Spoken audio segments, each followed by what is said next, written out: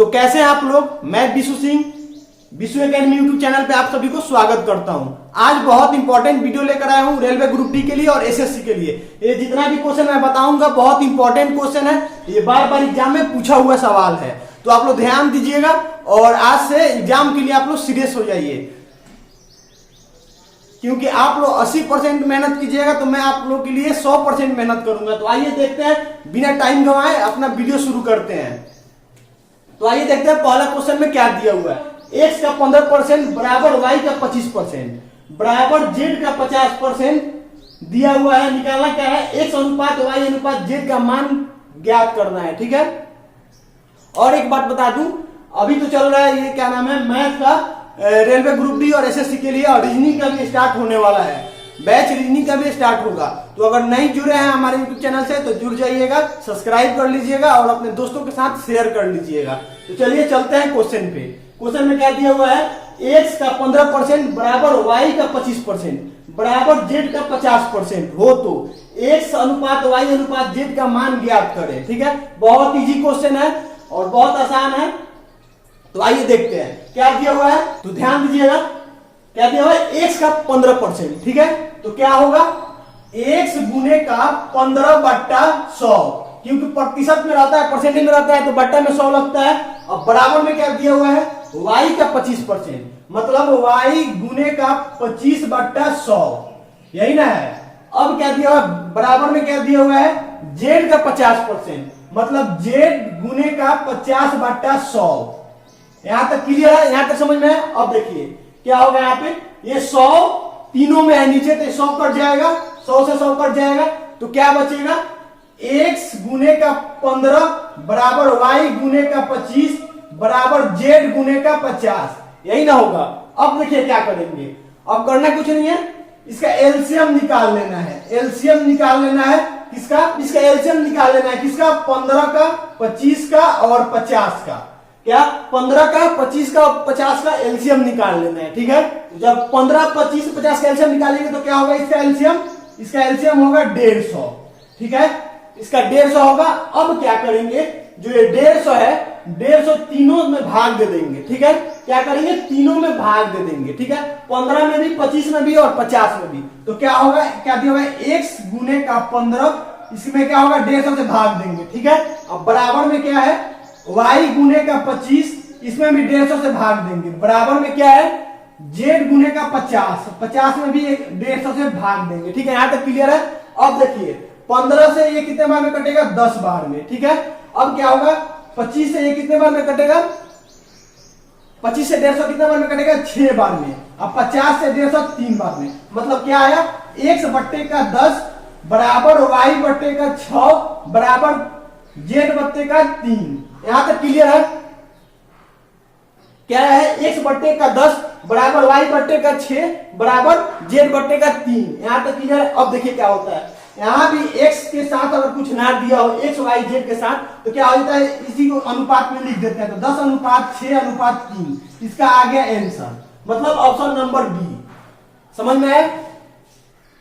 जब x और y z के कोएफिशिएंट में कुछ ना दिया हो तो यही अनुपात में हो जाता है। ठीक है, तो ये आ गया इसका आंसर, ऑप्शन नंबर बी।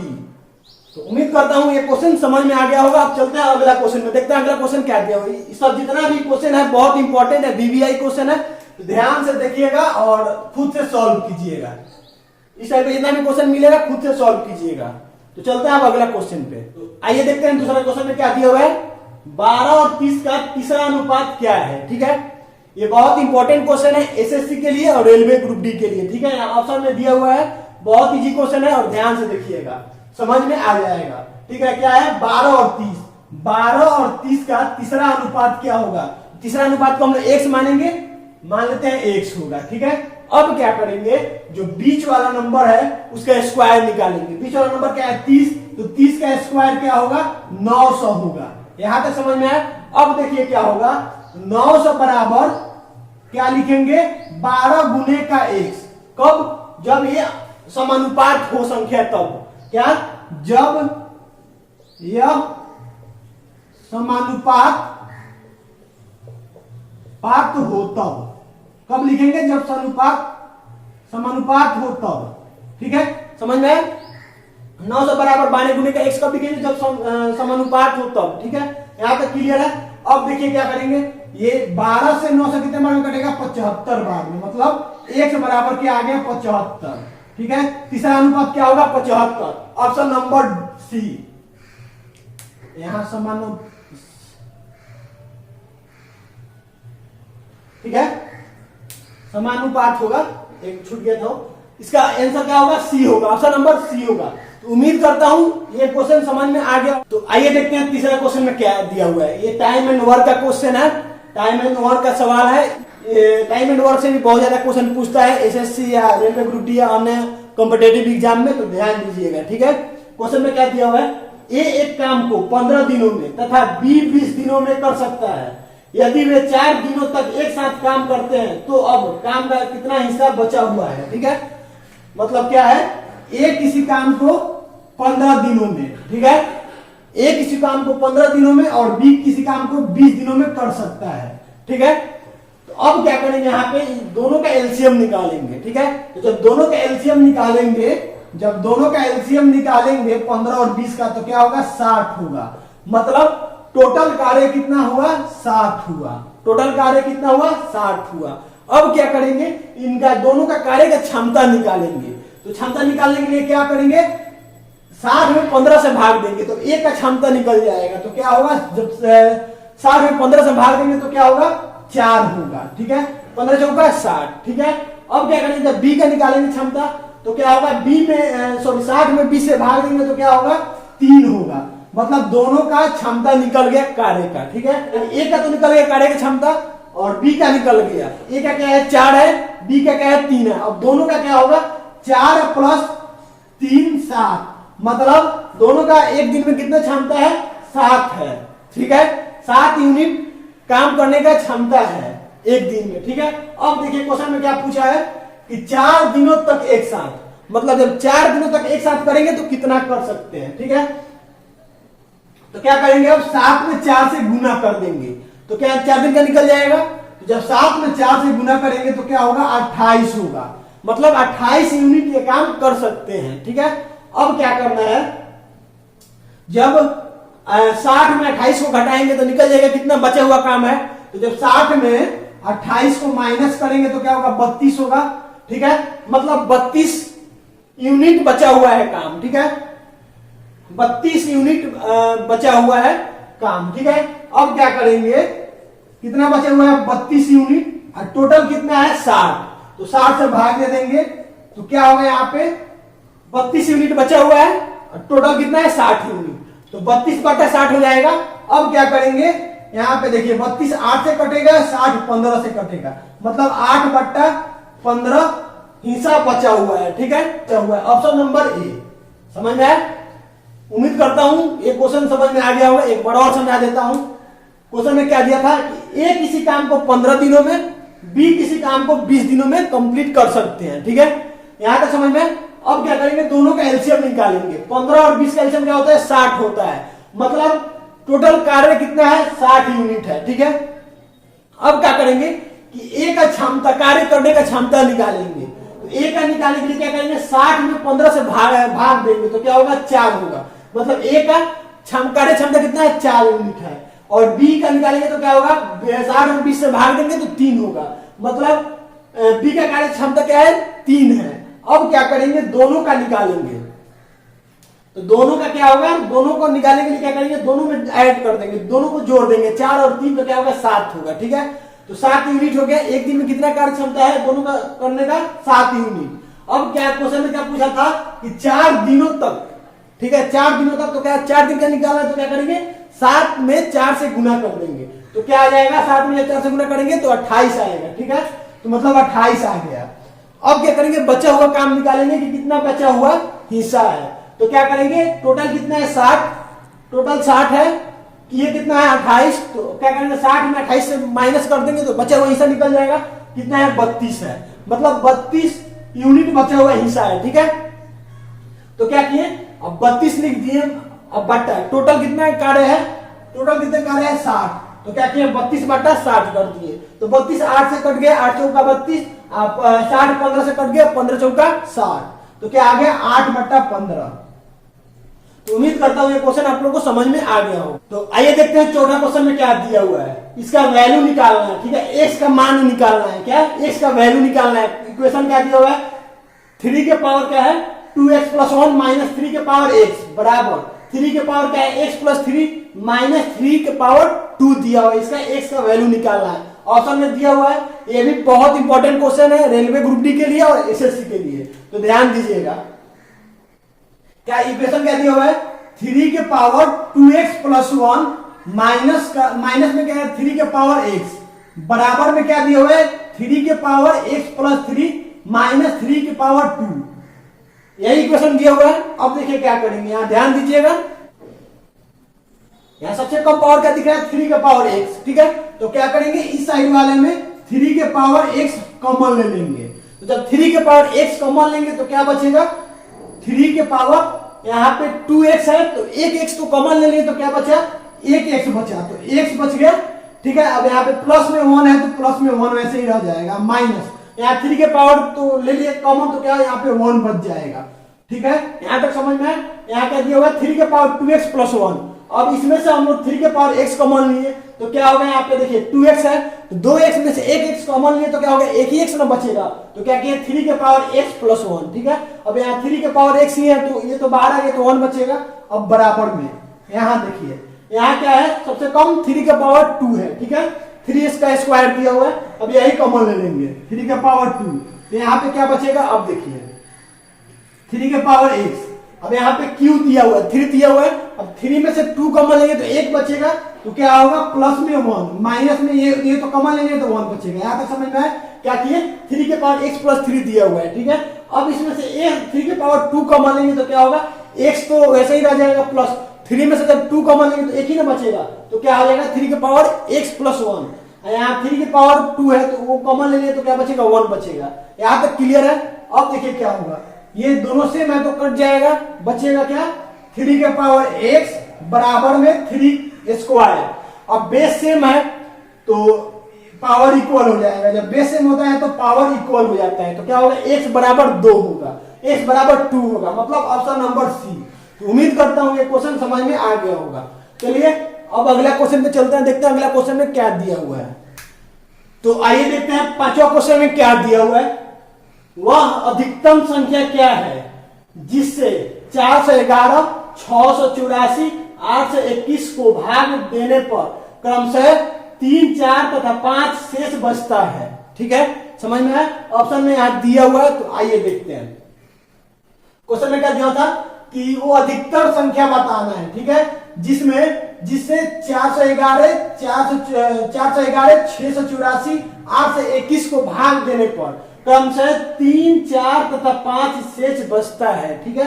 यहाँ ऑप्शन में दिया हुआ है, बहुत इंपॉर्टेंट क्वेश्चन है, ये रिपीटेड क्वेश्चन है, ठीक है। आइए देखते हैं 4 से 11 में कितना शेष बचता है, 3 बचता है, ठीक है। तो 3 माइनस कर लेंगे 411 में। 684 में कितना बचता है, 4 बचता है तो 4 माइनस कर लेंगे 684 में, ठीक है। अब क्या है 8 से 21 है, तो 8 से 21 में कितना बचता है शेष, 5 बचता है तो 5 माइनस कर लेंगे। यहां तक समझ में है। 4 से 11 में कितना बचता है शेष, 3 बचता है तो 3 माइनस कर लिए। 684 में कितना बचता है 4, तो 4 माइनस कर लिए। 8 से 21 में कितना बचता है 5, तो 5 माइनस कर लिए। अब देखिए यहाँ पे 4 से 11 में 3 माइनस करेंगे तो क्या होगा 408 होगा। 684 में 4 माइनस करेंगे तो क्या होगा 680 होगा। और यहाँ पे क्या होगा 8 से 21 में 5 माइनस करेंगे तो क्या होगा 816 होगा। अब निकालना क्या है, अधिकतम संख्या निकालना, अधिकतम संख्या क्या होगा, ठीक है। तो देखिए क्या करेंगे, अब क्या करेंगे एचसीएफ निकालेंगे, इसका एचसीएफ निकालेंगे, ठीक है। अब एचसीएफ निकालेंगे तो कैसे निकालते हैं एचसीएफ, देखिए 408 दिया हुआ है। अब 408 में क्या करेंगे 680 में 408 से भाग देंगे तो क्या होगा, यहाँ पे देखिए 408 एक बार में होगा, यहाँ पे क्या होगा 272 होगा। जब दोनों में घटाएंगे तो 272, और 272 408 से भाग देंगे 408 में 272 से भाग देंगे तो क्या होगा, यहाँ पे देखिए 272 एक बार में, मतलब इसमें क्या आ जाएगा 172 आ जाएगा, ठीक है। अब 172 आएगा, सॉरी 136 आएगा ना, यहाँ 136 आ जाएगा। अब क्या करेंगे, 272 में 136 से भाग देंगे तो क्या आ जाएगा, 272 कट जाएगा कितने बार में, 2 बार में। ठीक है, यहां तक समझ में। मतलब इसका एलसीएम कितना है, सॉरी क्या आ गया, कितना बार में कटा, 136। मतलब इसका अधिकतम संख्या क्या होगा, 136 होगा। इसका आंसर क्या होगा, 136, ऑप्शन नंबर सी। उम्मीद करता हूं समझ में आ गया होगा। अब चलिए अगला क्वेश्चन में देखते हैं, अगला क्वेश्चन में क्या दिया हुआ है। छठा क्वेश्चन में क्या दिया हुआ है, त्रिभुज एबीसी में एंगल एबीसी बराबर क्या है, 2 एंगल सीएबी। यदि भुजा बीसी को बिंदु डी तक बढ़ाया जाता है और एंगल एसीडी 126 है तो एंगल सीएबी का माप क्या होगा। ठीक है, ये त्रिभुज का क्वेश्चन है तो ध्यान दीजिएगा। एक बार और समझाता हूं क्वेश्चन में क्या दिया हुआ है, त्रिभुज एबीसी में, ठीक है, क्या दिया हुआ है, एक त्रिभुज है, एक त्रिभुज दिया हुआ है एबीसी, ठीक है, ए बी और सी। ठीक है, यहां तक समझ में। एक त्रिभुज दिया हुआ है एबीसी, लाइन से पढ़ते चलेंगे और फिगर बनाते चलेंगे तब समझ में आएगा। क्या दिया हुआ है, त्रिभुज एबीसी, तो त्रिभुज एक बना लिए, नाम रख लिए एबीसी। ठीक है, यहां तक समझ में। एबीसी में एंगल एबीसी, ठीक है, एंगल एबीसी बराबर क्या है, 2CAB, मतलब 2CAB, मतलब इसको x मानेंगे तो ये क्या हो जाएगा, 2x हो जाएगा, यही ना है। एंगल एबीसी दुगुना है एंगल CAB से, ठीक है, मतलब एंगल B दुगुना है एंगल A से। यहां तक समझना। तो A x माने हैं तो B क्या होगा, 2x होगा।